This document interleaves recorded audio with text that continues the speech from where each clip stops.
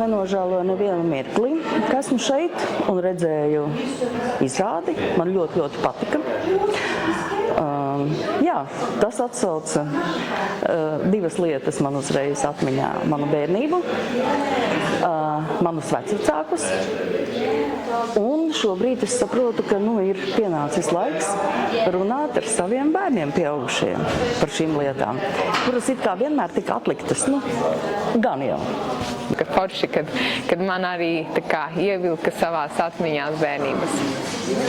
Par cik es biju pat dzīvojusi Itālijā kādu laiku, bija mazliet apmulsusi un patīkami pārsteigta par pēdējiem aktrises vārdiem, kurus es sev noteikti mājās pierakstīšu. Un īstenībā es jūtos ļoti saviņot, man pat asaras saskrēja acīs un gribējās tos vārdus vienkārši atcerēties, pierakstīt, bet es zinu, ka viņi atnāks man, kurā brīdī būs vajadzīgi.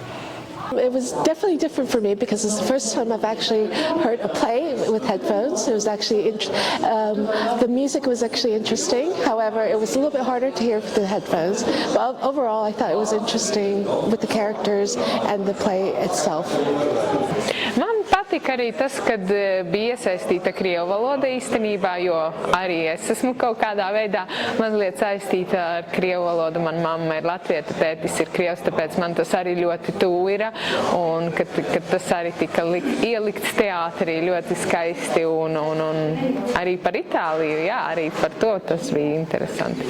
Dāmas ļoti neteatrāli uzvedās uz skatuves dabiski.